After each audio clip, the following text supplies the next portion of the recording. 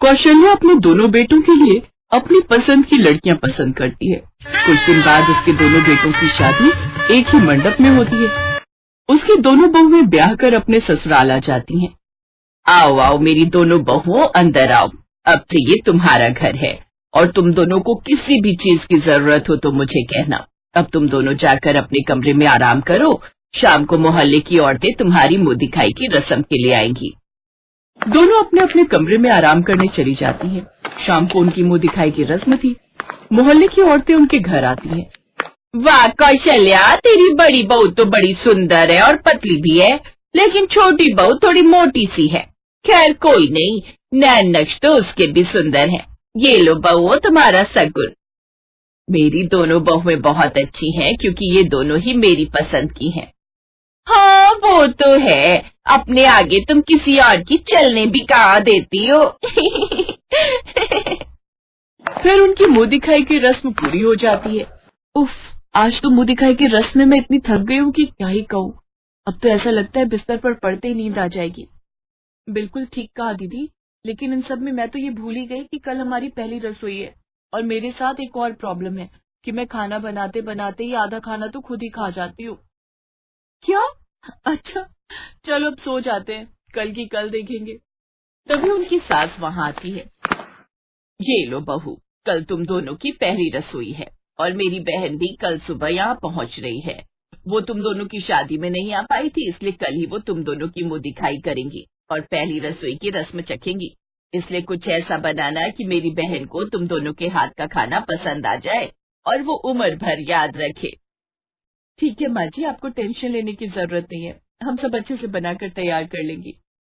फिर अगले ही दिन बहुएं जल्दी उठकर अपनी पहली रसोई के लिए किचन में जाती हैं। अच्छा रश्मि, तुम अपनी पहली रसोई में क्या बनाने वाली हो? दीदी मुझे तो बर्गर, चाउमीन, पास्ता ये सब पसंद है, तो मैं यही सब बनाऊंगी। मतलब जैसी तू है वैसा ही तेरा खाना है। हम वेरी फनी। वैसे आप क्या बना रही हैं? मैं तो वेज बिरयानी, गुलाब जामुन, खीर ये सब बनाऊंगी, क्योंकि मौसी सास को तो यही सब पसंद होगा ना। दोनों बहुएं जल्दी जल्दी रसोई में खाना बनाने चली जाती हैं। वहीं कुछ देर बाद कौशल्या की बहन वहां पहुंच जाती है। आ गई दीदी आप, आपने बड़ा टाइम लगा दिया आने में। हाँ हाँ, वो बस देर से चली थी। खैर कहाँ है तेरी दोनों बहुएं? कितना मन था उनकी शादी में आने का, लेकिन क्या करूं, उस समय तेरे जीजा जी की तबीयत खराब हो गई जिस कारण आ नहीं पाई। अब वो ठीक हो गए इसलिए अगले दिन ही यहाँ आ गई। चलो शुक्र है भगवान का, और मेरी दोनों बहुएं अपनी पहली रसोई की रस्म करने और आपके लिए पकवान बनाने गई हैं। तभी वहाँ कौशल्या की पड़ोसन आती है। अरे नमस्ते सुमित्रा बहन जी, कैसी हैं आप? पहचाना आपने मुझे? हाँ हाँ, तुझे कैसे नहीं पहचानूंगी, भिखारियों की भीड़ में भी खड़ी होगी तो भी तुम्हें पहचान लूंगी। क्या आप भी? अरे वो मजाक कर रही है, तू तो जानती है दीदी कितनी मजाकिया है। फिर कुछ देर बाद कौशल्या रसोई में जाती है और अपनी दोनों बहुओं से कहती है, जल्दी करो बहू, तुम्हारी मौसी सास आ चुकी है और कितना टाइम लगेगा खाना बनाने में? जी बस माँ जी, खाना भी समझो तैयार ही है, आप सब बैठिए, हम खाना लगा देते हैं। कुछ देर बाद दोनों बहुएं बाहर आती हैं। प्रणाम मौसी जी। प्रणाम मौसी जी। वो दोनों उसके पांव छूती हैं। उन दोनों को देखकर सुमित्रा कहती है, ओ तो ये हैं तेरी दोनों बहुएं। जी, ये बड़ी बहू और ये छोटी बहू है। बड़ी बहू तो सुंदर है, लेकिन छोटी बहू तेरी थोड़ी ज्यादा ही मोटी नहीं है? इसे देखकर तो ऐसा लग रहा है कि तू बहू नहीं बल्कि ट्रक का टायर लेकर आई है। ज्यादा कहा दीदी, बस थोड़ी सी मोटी है, अब घर के काम काज करेगी तो पतली हो जाएगी। अरे मैंने तो तुझे एक से बढ़कर एक सुंदर लड़कियां दिखाई थी, लेकिन नहीं, तुझे तो अपनी पसंद की लड़कियों से अपने बेटों की शादी करवानी थी। अब देख तो तू कैसी बहू में लाई है, एक तो कुछ ज्यादा ही पतली है और कुछ ज्यादा ही मोटी है। खैर अब तो जो हो गया सो हो गया, अब मुझे जोरों की भूख लगी है, चलो चलकर खाना खा ही लेते हैं, अब इनके हाथों का स्वाद भी तो चख लिया जाए। वो डाइनिंग टेबल की ओर जाती है तो एक तरफ मैगी, सैंडविच और बर्गर रखा हुआ था, दूसरी तरफ गुलाब जामुन, खीर और पूरी मटर पनीर पकवान रखे हुए थे। लेकिन जब वो ध्यान से देखती है तो पिज्जा भी आधा ही होता है और बर्गर भी आधी रखी हुई थी और चाउमीन भी बहुत कम थी। अरे ये चाउमीन, बर्गर, सैंडविच किसने बनाया है? और बनाया तो बनाया, लेकिन उसे आधा आधा क्यों रखा है? ये सब क्या है? वो इसलिए माँ जी क्योंकि ये मेरी मोटी देवरानी आधा तो बनाते बनाते ही खा गई। क्या? हाँ माँ जी, वो क्या है ना, मैं जब भी कुछ अच्छा बनाती हूँ ना तो खुद ही खा जाते हैं हम। लेकिन वो तो भलाव दीदी का, जो उन्होंने मुझे ये सब करते हुए देख लिया, नहीं तो ये जो आधा अधूरा खाना बचा है ना, ये भी कब का खत्म हो जाता। हे राम कौशल्या, ये तू कैसी बहुएं लाई है? देख रही है तू अपनी बहुओं को? ये तो अभी से खाना बनाते बनाते खुद ही खा रही है। अब तू सोच आगे चलकर तेरा क्या होगा। हाय, तेरे तो करम ही फूट गए। न जाने तुझे कुछ खाने को भी मिलेगा या नहीं। ये सुनकर कौशल्या अंदर ही अंदर जल भुन जाती है। उसकी समझ में कुछ भी नहीं आ रहा था। फिर 2 दिन बाद जब उसकी बहन वापस चली जाती है तो वो रश्मि की क्लास लेती है। जैसी तू खुद है ना, वैसे ही तेरी अकल होती जा रही है, मोटी बुद्धि कहीं की। तुझे इतना तो पता होना चाहिए कि खाना बनाते वक्त खाना जूठा करना कितनी गलत बात है। अरे कम से कम मेरी कुछ तो इज्जत रख लेती मेरी बहन के आगे। अब मैं क्या करूं माँ जी, मैंने आपको कहा ना, मैं खाना बनाते बनाते तो आधा खाना खुद ही खा जाती हूँ।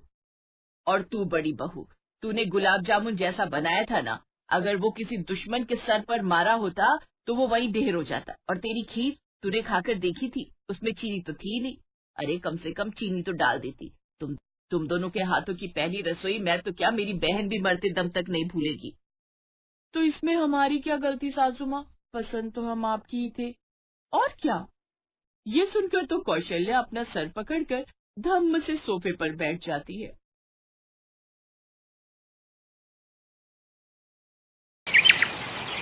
आइए आइए, मात्र 100 रुपए के बदले पेट भर के पुलाव खाइए। अनलिमिटेड पुलाव, जितना मर्जी उतना खाइए। आइए आइए।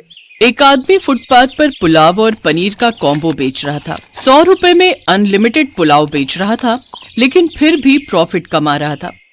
एक इंसान कितना ही पुलाव खा सकता है? अनलिमिटेड के लालच में लोग खाने तो आ जाते हैं, लेकिन ज्यादा खा नहीं पाते। लेकिन तभी वहाँ शीतल, पूनम और पायल आई। दीदी, 100 रुपए में अनलिमिटेड पुलाव खाओगी क्या? हाँ हाँ, क्यों नहीं। ए ठेले वाले, 100 रुपए में अनलिमिटेड खाना मिलेगा ना? हाँ जी, जरूर मिलेगा। अभी भी सोच लो, बाद में रोने मत बैठ जाना।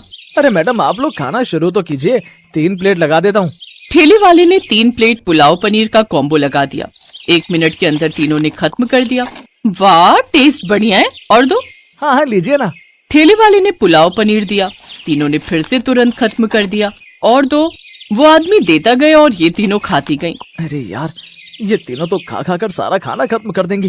कितनी भुक्कड़ हैं ये तीनों। और तीनों ने सच में सारा पुलाव और पनीर खत्म कर दिया। ऑफर बंद, आज से अनलिमिटेड खाना नहीं मिलेगा। ऑफर खत्म। हे भगवान, भारी नुकसान हो गया। शीतल, पूनम और पायल वहाँ से हंसते हुए चली गई और घर पहुंचकर चिल्लाते हुए बोली, माँ जी, खाना लगा दीजिए, बहुत भूख लगी है। शीतल, पूनम और पायल तीनों भुक्खड़ बहुओं के नाम से पूरे इलाके में फेमस थी। ये पेट है या कुआं, खाना घुसता ही जा रहा है। पेट ही है माँ जी, हम थोड़ा ज्यादा खाते हैं बस। थोड़ा ज्यादा? इसे थोड़ा ज्यादा नहीं बोलते हैं बहू। क्या माँ जी, अभी से घबरा गई हैं क्या? खिला नहीं सकते तो हमें बहू बनाकर घर क्यों लेकर आए? हाँ हाँ, जवाब दो। सुनो जी, हमें खाना नहीं खिला सकते तो अभी बता दो, हम अपने अपने मायके चली जाती हैं। शीतल के पति रमेश ने कहा। नहीं नहीं, लोग क्या कहेंगे? खाना क्यों नहीं खिला सकेंगे? तुम तीनों यहीं रहोगी हमारे साथ। लेकिन उस दिन के बाद से तीनों को खाना खिलाते खिलाते बिमला के तीनों बेटों की हालत खराब हो गई। बिमला मन ही मन तीनों को कोसती रही। अच्छी खासी जिंदगी कट रही थी, फालतू में इन तीनों को घर ले आई। अब लगता है भिखारी बनकर रास्तों पर भीख मांगना पड़ेगा। वो अपनी तीनों बहुओं से बहुत परेशान थी।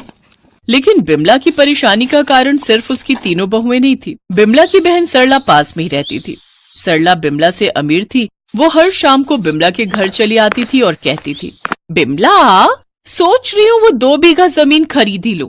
क्या बोलती है? हाँ हाँ, खरीद ले। असल में पैसा इतना हो गया है कि समझ ही नहीं आ रहा कहाँ खर्च करूं। जा बिमला, मेरे लिए चाय बना कर ला। बिमला चाय बना कर लाती है। घर में दूध कम है क्या? मैं थोड़ा ज्यादा दूध वाली चाय पीती हूँ, गरीबी की आदत नहीं है ना। बिमला सबसे ज्यादा परेशान तो अपनी बहन से थी। सुबह से लेकर शाम तक तीनों भुक्खड़ बहुओं के लिए खाना बनाओ और शाम को अपनी बहन से ताने सुनो। क्या जिंदगी है मेरी। ये सब छोड़ छाड़ कर मैं चली जाऊंगी, बहुत दूर चली जाऊंगी। बिमला हमेशा गुस्से में रहती थी, इसीलिए अपनी बहू से भी उसकी दोस्ती नहीं हो पा रही थी। बिमला बहुत अकेली पड़ गई थी, उसे अकेले ही सारा काम करना पड़ता था। उधर तीनों बहुएं एक साथ गप्पे लड़ाती थी। बिमला को ये देखकर जलन तो होती थी, लेकिन बेचारी बिमला कर ही क्या सकती थी। इसी तरह उसका दिन बीत रहा था। एक दिन सरला ने उसे एक पार्टी में बुलाया। बिमला, मेरे घर पर एक पार्टी है, मेरी सारी सहेलियां आ रही हैं, तू भी आ जाना। नूडल्स रहेगा, थोड़ा खा लेना। ठीक है सरला, मैं आ जाऊंगी। बिमला ने सोचा कि सरला की सहेलियों से उसकी थोड़ी मुलाकात हो जाएगी तो उसे अच्छा लगेगा, लेकिन सरला तो अलग ही मूड में थी। बिमला सरला की पार्टी में गई और देखा सरला की अमीर सहेलियां महंगी साड़ियों में बैठी हैं। सरला, ये तुम्हारी बहन है क्या? हाँ, यही है मेरी गरीब बहन। देख के ही पता चल रहा है। बुरा मत मानना, इसे तो मैंने खाना सर्व करने के लिए बुलाया है। बिमला, चल खाना लगा दे। क्या मैं तेरी नौकरानी हूँ क्या? हाँ, नौकरानी की तरह ही है। वैसे मेरे घर की नौकरानी भी तुझसे अमीर है। बिमला को बहुत बुरा लगा। तभी उसके दिमाग में एक आइडिया आया। तुझे बहुत घमंड है ना अपने अमीर होने का। तुझे लगता है तेरे पास बहुत पैसा है। हाँ, पैसा तो है, इसीलिए घमंड भी है। ठीक है, तो मेरी बहुओं को दावत पर बुला और पेट भरकर नूडल्स खिला। बोल, कर पाएगी? ये तो सरला के लिए छोटी सी बात है। क्यों सरला? सरला को बिमला की भुक्खड़ बहुओं के बारे में पता था, लेकिन अपनी सहेलियों के सामने वो बिमला को मना नहीं कर पाई। ठीक है, मैं तेरी तीनों बहुओं को पेट भरकर नूडल्स खिलाऊंगी। ले आ उन्हें। ठीक है, ले आती हूँ, लेकिन उन्हें पेट भरने तक खिलाना पड़ेगा। हाँ हाँ, पेट भर के नूडल्स खिलाऊंगी, ले आ। बिमला चली गई और तीनों बहुओं को नूडल्स दावत के बारे में कहा। ये सुनकर तीनों बहुएं खुशी के मारे झूमने लगी। चले माँ जी, जल्दी चलिए, बहुत भूख लगी है। कितने दिनों बाद नूडल्स खाने को मिलेगा। बहू, आज तक मैं तुम तीनों को हमेशा कम खाने के लिए कहती थी, लेकिन आज बोल रही हूँ, चाहे जितना खाओ, जब तक पेट ना भरे उस सरला का घमंड तोड़ दो। अरे माँ जी, चिंता मत कीजिए, आपके अपमान का बदला हम लेंगे। हाँ। बिमला तीनों को लेकर सरला के घर चली आई। जल्दी से नूडल्स लाओ, पेट में चूहे दौड़ रहे हैं।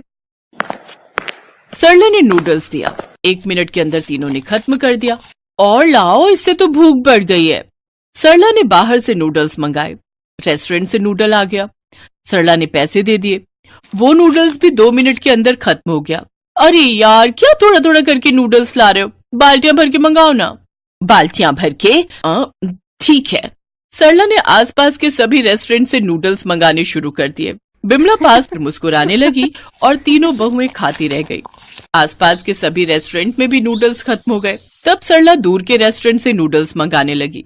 वो पैसे देती रही और तीनों बहुएं खाती रही। तीनों ने पूरी रात नूडल्स खाया और सुबह डकार लेकर बोला, अब थोड़ा मंचूरियन हो जाए तो मजा आ जाएगा। सरला भड़क गई।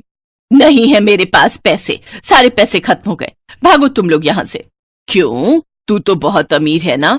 हाँ सरला, तुमने ही पंगा लिया था, अब पैसे कैसे खत्म हो गए? हाँ, नहीं है पैसे, नहीं है, भागो तुम लोग यहाँ से, नहीं है पैसे मेरे पास। घमंडी औरत, अब से मत आना मेरे घर पर, समझ गई? पेट भरकर नूडल्स भी नहीं खिला सकती, चली है घमंड करने। बिमला अपनी तीनों बहुओं को लेकर घर लौट आई। तीनों के साथ उसकी दोस्ती हो गई। माँ जी, अच्छा खासा सबक मिला सरला चाची को। हाँ, सही कहा, अब कभी नहीं आएगी यहाँ, बहुत अच्छा हुआ। माँ जी, हम फालतू में ही आपके साथ झगड़ते थे, आपका दिल बहुत अच्छा है, अब से हम एक साथ काम करेंगे और खाना बनाएंगे। हाँ माँ जी, अभी तो घर से क्लाउड किचन भी खोल सकते हैं, हम घर से ही खाना बनाकर बेच सकते हैं। हाँ, उससे पैसे कमा सकते हैं, हमें पता है कि हम ज्यादा खाते हैं, अब से सभी मिलकर खाना बनाएंगे, पैसे कमाएंगे और खाने का टेंशन भी नहीं रहेगा। उसके बाद से बिमला अपनी तीनों भुक्खड़ बहुओं के साथ हर रोज खाना बनाकर घर से ही बेचने लगी और पैसे कमाने लगी। बिमला के घर में भी सुख और शांति छा गई और ऐसे ही सभी खुशी खुशी रहने लगे।